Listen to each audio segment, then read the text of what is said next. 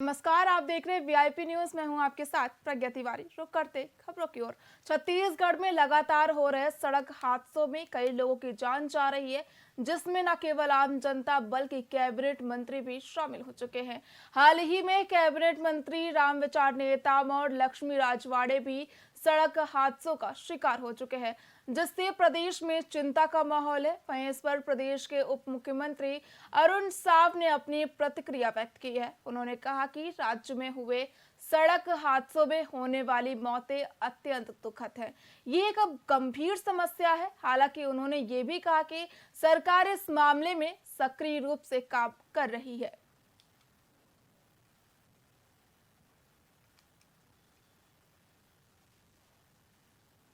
देखिए, लगातार जब से देश में प्रधानमंत्री माननीय नरेंद्र मोदी जी के नेतृत्व में सरकार बनी है, हमारी सरकार सड़क दुर्घटनाओं को रोकने के लिए हर स्तर पर प्रयास कर रही है।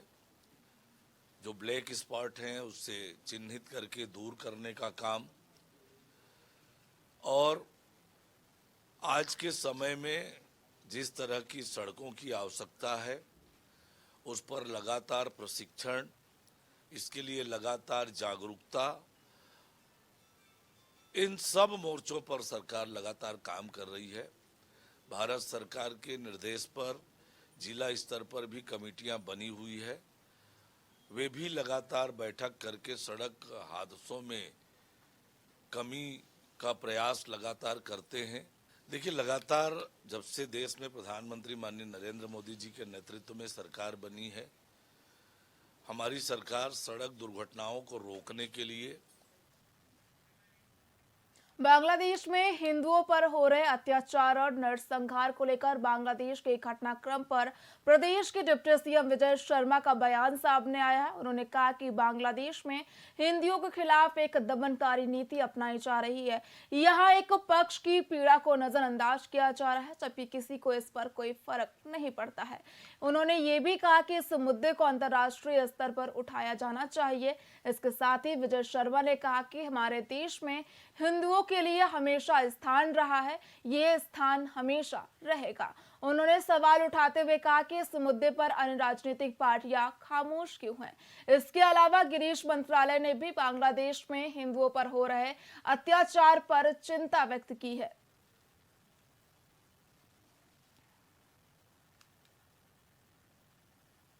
बांग्लादेश में चिन्मय प्रभु और अन्य लोगों को इस तरीके से जेल में डाला जा रहा है, मारा जा रहा है। चाहे वो पाकिस्तान बना हुआ हो भारत से टूट करके, चाहे वो बांग्लादेश बना हुआ हो, हिंदुओं की संख्या अनवरत कम हुई है।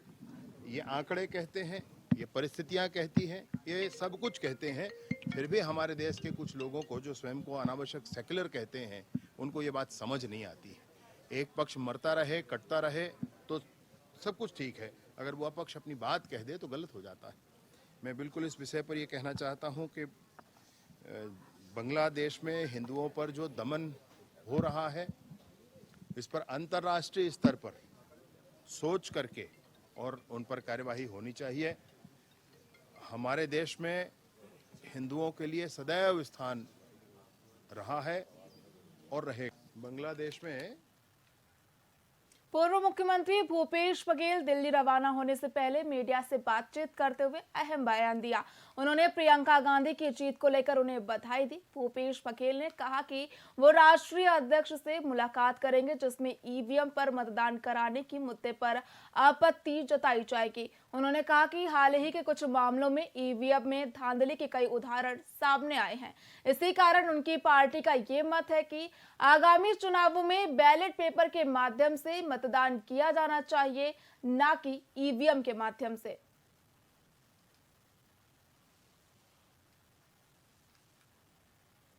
लगाया उसमें क्या क्या मीटर थे, इसके बारे में मुझे कोई जानकारी नहीं है, इसलिए सुप्रीम कोर्ट के इस निर्णय का तारीख उसके बारे में कुछ नहीं करूँगा। लेकिन ईवीएम के सवाल तो हैं। हमारी जो मांग है वो है कि ईवीएम से जो पर्ची निकलती है और बासन गिरता है, उसे मतदाता का हाथ में दिया जाए और वो बासन डाले। इतना करने में सुप्रीम कोर्ट की आपत्ति हो सकती है निर्देश देने में? प्रक्रिया वही है, आप ईवीएम से वोट डालिए, पर्ची निकलती है, वो मतदाता के हाथ में आए और मतदाता देख ले कि हाँ मैंने जो डाला वही पर्ची है, उसे वो बक्से में डाल दे और उसकी गिनती हो जाए। तो इसमें न निर्वाचन आयोग को तकलीफ होना चाहिए, न ही सुप्रीम कोर्ट को तकलीफ होना चाहिए। लगा है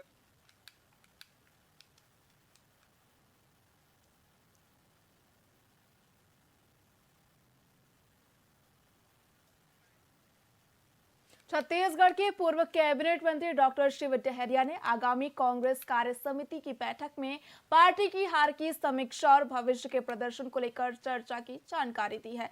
डहरिया ने बताया कि 29 नवंबर को होने वाली CWC बैठक में चुनाव परिणामों पर विचार विमर्श किया जाएगा। आने वाले चुनावों में कांग्रेस के बेहतर प्रदर्शन के लिए रणनीतियां बनाई जाएंगी। चुनावों में ईवीएम के इस्तेमाल पर सवाल उठाते हुए डॉक्टर डहरिया ने कहा कि कई विकसित देश में भी ईवीएम की बजाय बैलेट पेपर का इस्तेमाल करते हैं, क्योंकि बैलेट पेपर में चुनाव में धांधली की संभावनाएं कम होती हैं। उन्होंने सरकार से अनुरोध किया है कि आगामी चुनावों में बैलेट पेपर से वोटिंग कराने पर विचार किया जाए।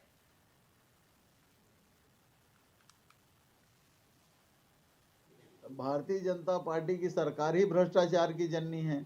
आज जितना भ्रष्टाचार इस सरकार में है उतना कभी नहीं रहा है। बहुत समय से चल रहा था, भारतीय जनता पार्टी की सरकार में सिर्फ कागजी कार्रवाई होती थी। हम लोगों ने तो बजट भी दे दिया था, पैसा भी सैंक्शन कर दिया था, पैसा भी बजट से रिलीज कर दिया था। अब इस सरकार को काम करके दिखाना चाहिए, लोगों को मुआवजा देना है और सड़क बनाना है।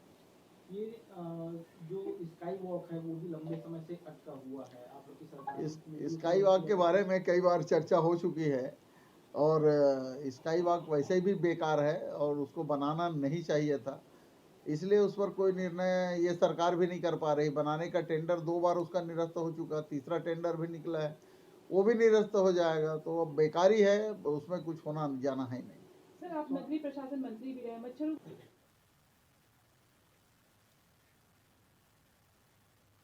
रायपुर के जिला सहकारी बैंक में 2023 में 10 करोड़ रुपए के स्कैम का मामला सामने आया था और अब एक नया विवाद भी सामने आया है। दरअसल NSUI ने मोहनलाल नामक व्यक्ति पर आरोप लगाया है कि उनके बैंक अकाउंट में 20 लाख रुपए की राशि आई है, जिसके बारे में मोहनलाल का कहना है कि उन्हें इन पैसों के आने की कोई जानकारी नहीं है। NSUI ने यह भी आरोप लगाया कि असली घोटालेबाज हैं, उनके खिलाफ ठोस कार्रवाई नहीं की जा रही है। वे आज भी बैंक में कार्यरत है। इस मुद्दे पर NSUI ने कलेक्टर को ज्ञापन सौंपा है और चेतावनी भी दी है, यदि समय रहते कोई कार्रवाई नहीं की जाती है तो वो रायपुर कलेक्ट्रेट का घेराव करेंगे। बीते वर्ष 2023 में जिला केंद्रीय सहकारी बैंक में लगभग 10 करोड़ का घोटाला देखने को मिला है। उस समय के तत्कालीन अध्यक्ष माननीय पंकज शर्मा जी ने मौधापारा थाने में भी इस मामले की शिकायत की। FIR पंजीबद्ध हुआ, कार्यवाही के मोड में पूरी तरह सरकार थी। फिर 2024 में भारतीय जनता पार्टी की सरकार आई। भारतीय जनता पार्टी की सरकार में दोषी पक्षों को संरक्षण देने का काम किया जा रहा है। जिन लोगों ने इस घोटाले को अंजाम दिया वो लगातार आज भी बैंक में अपनी सेवा दे रहे हैं। हमारी मांग है कि जो इस घोटाले को अंजाम दिया है उनको निलंबित किया जाए। निलंबन ना करने की स्थिति में रायपुर NSUI जल्द ही रायपुर कलेक्ट्रेट का घेराव करेंगे। मोहनलाल साहू नामक एक व्यक्ति है जिनके खाते में 20 लाख रुपए ऑन अकाउंट प्राप्त हुए थे और ये जो पैसे हैं वो घोटाले के पैसे हैं। मध्य प्रदेश के राज्यपाल मंगूभाई पटेल 2 दिवसीय दौरे पर बिलासपुर पहुंचे हैं, जहां पटेल ने सेंदरी और रतनपुर का दौरा किया। स्कूली बच्चों से बातचीत कर उनका हौसला बढ़ाया, साथ ही समूह की दीदियों से चर्चा कर उनके कार्यों की जानकारी ली और उनके कार्यों की सराहना भी की। इसको लेकर उन्होंने रतनपुर CHC में सोनोग्राफी मशीन और OT का उद्घाटन किया। इस दौरान कलेक्टर अवनीश शरण, SP रजनीश सिंह, नगर निगम कमिश्नर अमित कुमार सिंह सहित अन्य अधिकारी कर्मचारी मौजूद रहे।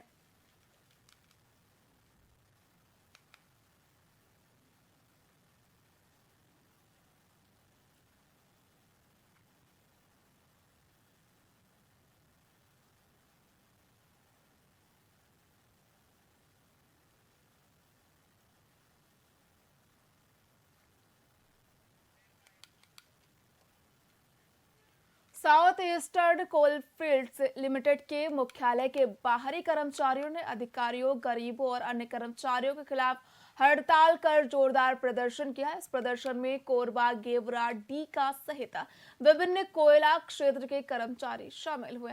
उनका कहना है कि जब तक हमारी मांगे पूरी नहीं होती, ये प्रदर्शन चलता रहेगा। कर्मचारियों ने ओपीसीएल प्रबंधन के खिलाफ कोयला खदानों में विभिन्न श्रमिकों, फर्जी भर्ती और दलाली के आरोपों की जांच की मांग की है।